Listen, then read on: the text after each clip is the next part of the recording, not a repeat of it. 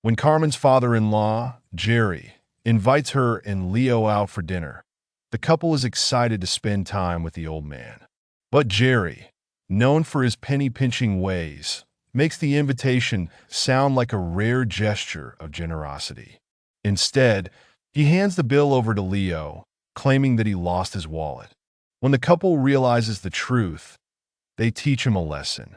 Get a cup of coffee and settle down, because this story is inspiring from start to finish. Don't forget to like and subscribe for more inspiring stories.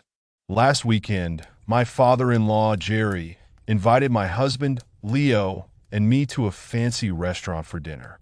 We haven't had a meal together in weeks, Jerry said on the phone. It's time for us to just sit down and enjoy a good meal. Should we fetch you, Dad? Leo asked while shutting off his laptop. No, Jerry said. I'll meet you there. This is nice. I told my husband. We don't do things like this very often. I think we should dress up and truly make a night of it. I agree, honey, Leo said. Let's just have a good time. The restaurant was exquisite, with soft lighting and a gentle hum of live jazz music in the background. He really chose a fancy place, Leo said, taking my hand while we looked around for Jerry. Hey, you two. Over here. Jerry called out, his face lit up with a broad smile.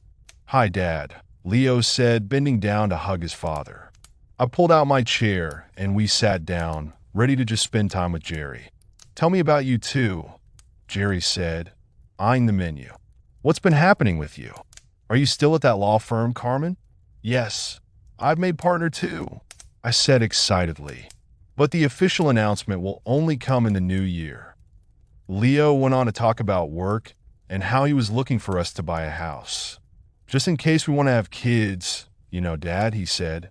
And what's better than having a barbecue on a Sunday afternoon? Oh, your mother used to love afternoons like that, Jerry said, sipping his lemonade. We ordered our meals, and Jerry told us about how he really wanted a trip to Hawaii. I just think that I need a change of scenery, he said, and all that sunshine should be good for me. It's been lonely without your mother around to be adventurous with. I smiled at him sadly. Since my mother-in-law's passing almost 2 years ago, the weight of her absence was still felt very strongly.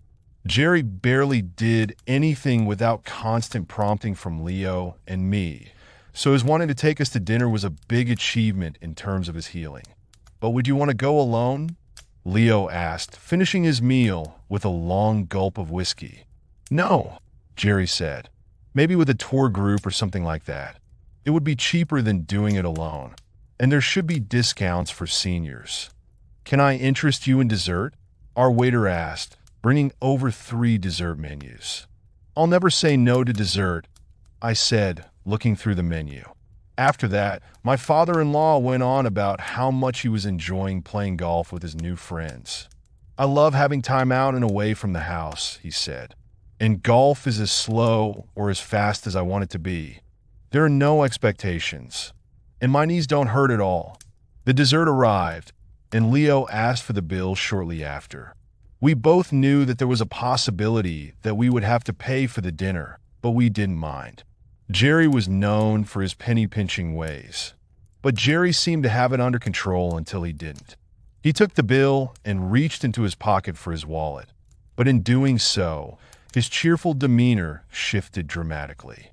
He started patting his pockets, his expression growing increasingly distressed. I must have lost my wallet.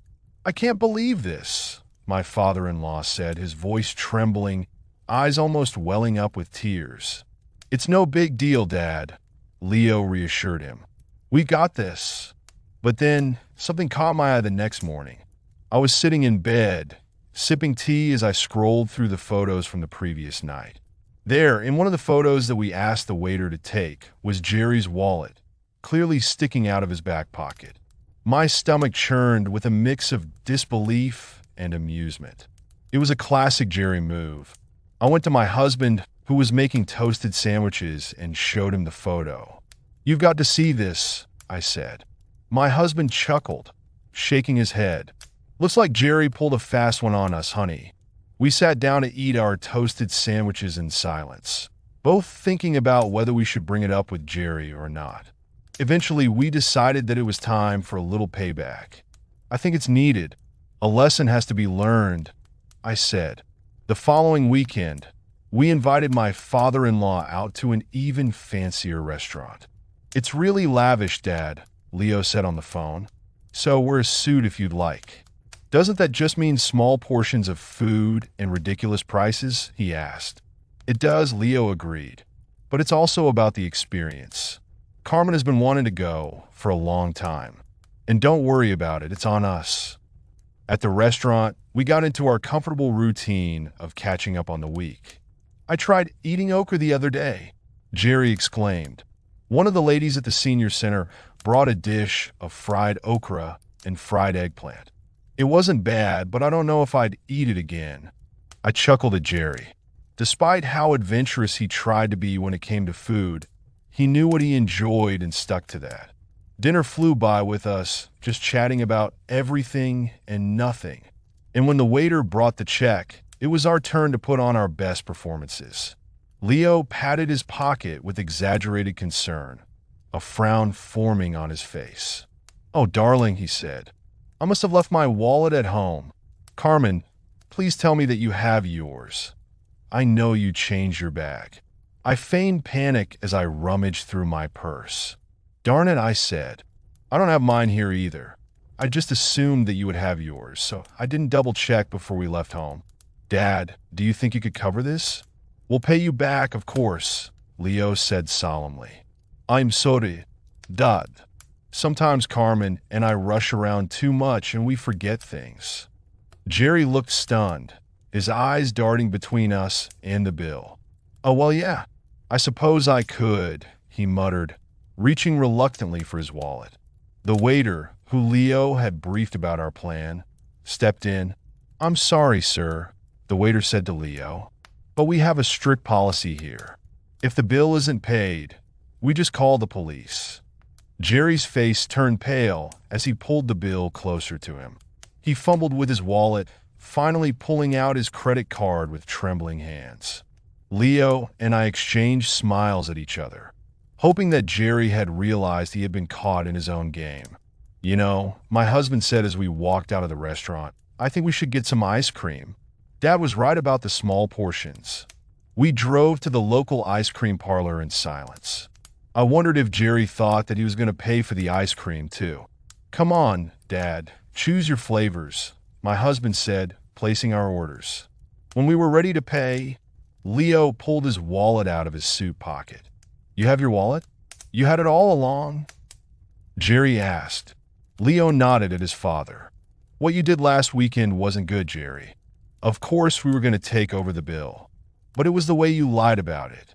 I saw your wallet sticking out of your pocket when I looked at the photos the next morning. You had it and you lied," I said. "I'm sorry," Jerry said, taking his bowl from me. "I shouldn't have tried to avoid paying, and I promise it won't happen again." Leo and I smiled at each other. It seemed like the lesson had been learned. "We appreciate that," I said, "because we love spending time together as a family."